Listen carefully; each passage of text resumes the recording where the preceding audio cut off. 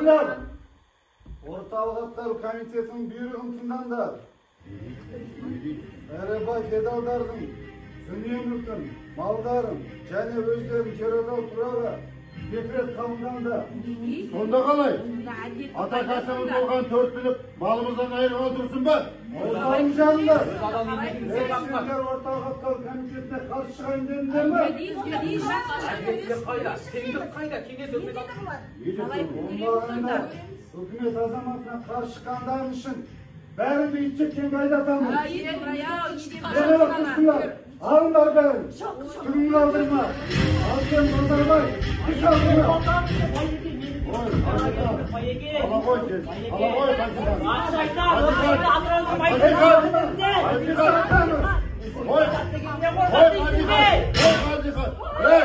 Болатбек, ол дүниеге барғанда есеп беретін ұмытпа. Ана дүниеде есебімді беріп қойғанмын. Күш алдыма. Еттің баласы. Сол кезде көрерміз. Жоға қолына. Сені де чекін айдатамын. Қайтып ораламын.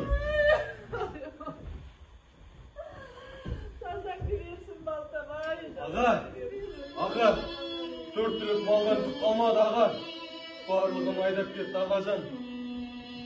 Енді бұлай бұғып отыра бермей елді оятуымыз керек аға. Әйтпесе кеш қаламыз ағажан. Күресуге елдің қауқары жоқ. Өзің де көріп тұрсың ғой, бір атаның балалары бір-біріне қару атқанын. Кезінде тыңдаңыздар, қарсыласпаңыздар. Қан төкпеңіздер деп айтып едіңіздер. Не болды? Айттым ғой, алаштықтардан бөлінбей, бір тулының астына бірігу керек еді деп. Сол кезде дәл осындай жағдай орын алмайтын еді. Кім білді дейсің, дәл осылай боларын. Енді тек бала-шаға мен қалған мал жанды алып, арғы бетке өтіп кетуіміз керек, аға. Сонда қалай туған еліңді тастап, қайда кетпекшісің? Туған жер дейсің бе? Туған жерін әлде қашан кеңес үкімет жеріне өтіп кеткен, аға. Ағажан, менімен жүрінші, ағажан, жүрінші менімен, аға. Жолыңызда құрбан болайын, ағажан, жүрінші. Адам екенді тастап, бастың амандығы үшін кете алмайын. Аға, маған бала-шағамның амандығы керек, ағажан. Мен кетемін. Енді жолығамыз ба? Жолықпаймыз ба? Қош бол, ағажан. Қош бол.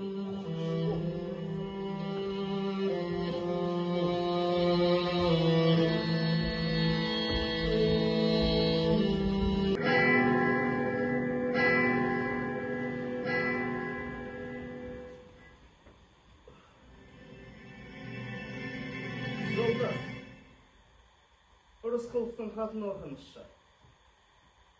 Қазақ даласында Торғай сияқты аудандарда ашық жайлап індет қаупі тарады. Ит, мысық, суыр тышқан жеп, 2500 адамның жартысы қырылды. Тоқтат!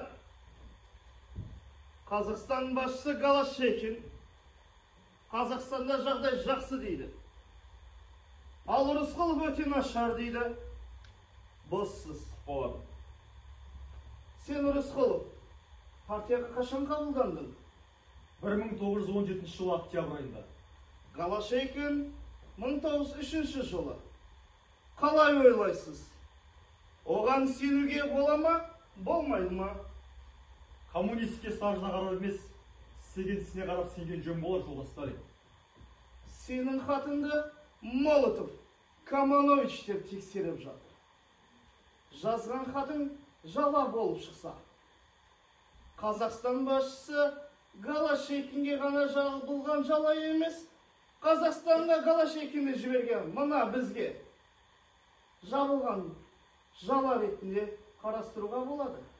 Тексерістен қорықпайсың ба, Рысқұлов? Жазаға басындайын, жолдастар.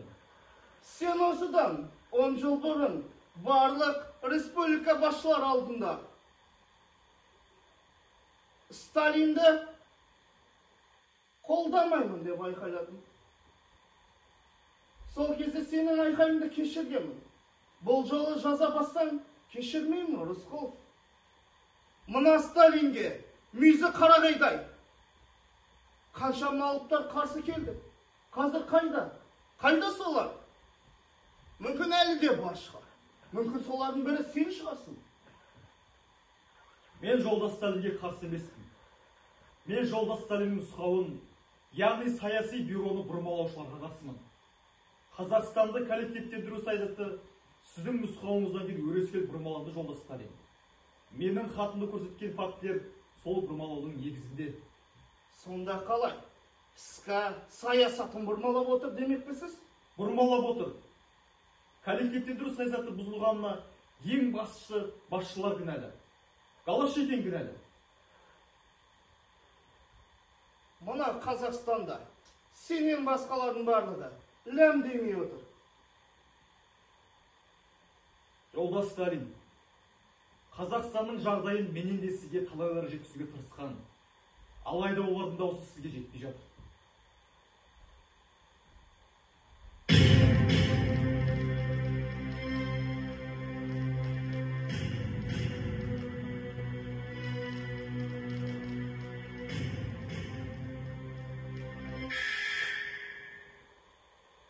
Жолдас Молотов.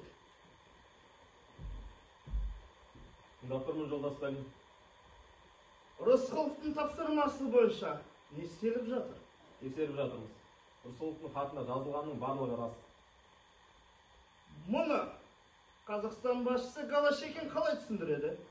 Қазақ халқы ежелден көшпелі халық, сондықтан жан-жаққа көшіп қонып жүр дейді.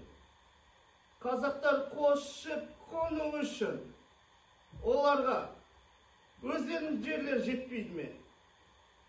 Россияға, Сібірге, Қытай асып несі бар?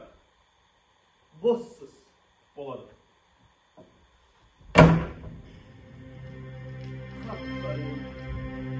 Голощекин мырзаға сеніп қалдым. Иә, білем. Сені мына Сталиннен күтерін, бірақ сөз.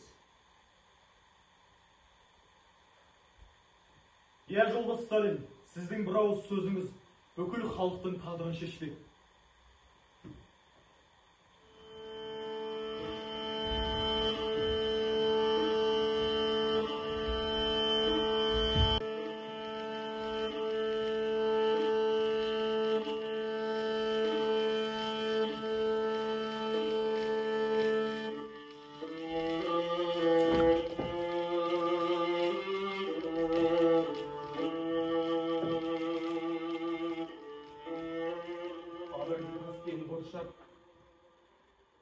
Болат пен Айшық жасап басына қою береді. Жоқ, болмайды. Қабірді тауып алады. Тауып алып қазып алады ғой, өзің де білесің. Болмайды. Жаным ауыра, жүрегім ауыра. Шеттей бала шағадан айырылдық қой. Кезек-кезек жер ойнауына тапсырып жатыр. Шыда. Еркек емессің бе? Ал сенің көзіңде бір тамшы жас жоқ. Аш жоқ, су жоқ. Мал қайда? Туған туыс қайда? Қайда қарасаң қырылып жатқан көгөлі. Азнаған дала. Қаралы ауыл. Енді не істейміз? Не істейміз, Құдайым-ай? Жетер. Жетер. Жетер. Тағдырдың ісі. Қолдан келер шара жоқ. Аштықтан, аш-жалаңаш, тоз-тоз болған, аңқұсқа жем болған адам тағдырын ойлайды. Бір азаматтың болмағаны ма? Неге бұлай дейсің? Тұрар бар емес пе? Содан бір жақсы хабарды келіп қалар. Әр қиыншылықтың артында бір жақсылық бар деуші еді ғой. Бұлай өз-өзіңді жей бермей, артыңнан қалған жалғыз тұяғыңды ойлашы. Жалғызымды ойласам, қорқам. Қорқам. Балаңызға жейтін не тамақ тауып береміз? Жейтін тамақ та жоқ. Қой сүйектері бар. Соны асып жесек қайтеді? Ой, қойшы. Сол құрғырдың дәмі жаман. Таста дейді.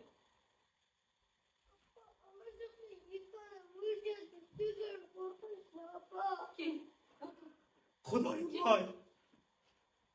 Өліктерден аяқ алып жүре алмайтын болдық қой. Жата ғой, құлыным. Жата ғой.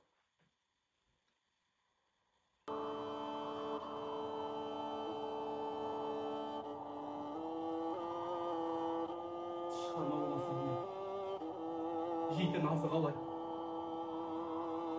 Мен келгенше кетіп қалмай. Жел, қайда барасың?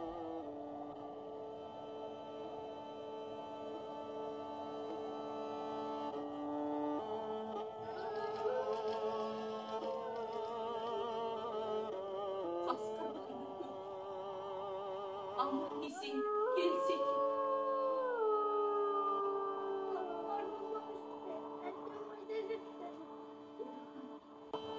Шыдашы. Шыда. Қазір әкеңді келіп қалды. Қазір жел. Жел. Жел. Жел. Ояншы, жел.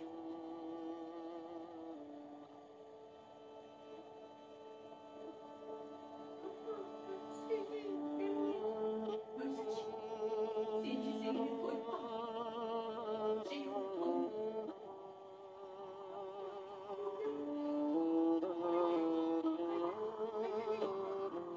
Көкем қазір келеді. Бізге тамақ тауып келеді. Көкем келгенде қарнымыз тойғанша жейміз.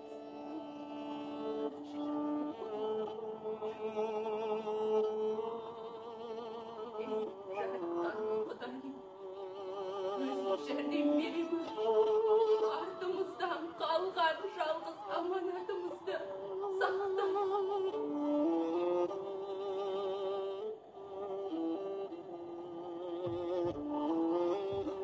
Дедің ба? Ендеше? Амансыздар ма? Ендеше?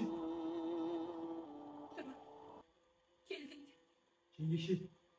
Кіре екенсіздер ғой. Мен барлықтарыңды жоғалтып алдым ба деп қорқып едім.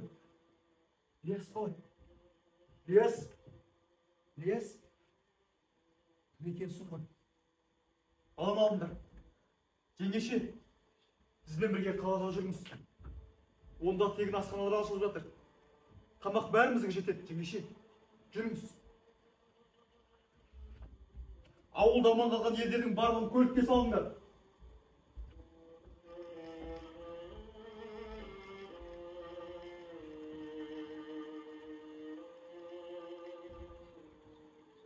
Дауылдарда қызыл тұман қаптаған,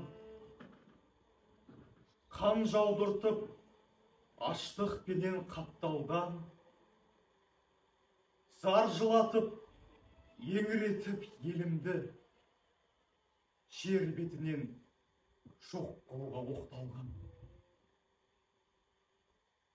Осыдан 2 жыл бұрын мұнда қайнаған тіршілік бар еді. Тоқшылық заман еді. Қаншама жағсыз тағдырлар қолдан жасалған аштықтың құрбаны болды. Мен халқым үшін күрестім. Елімнің мүддесі үшін күрестім. Елім аман болса, халқым аман болса, одан басқа еш нәрсенің керек емес.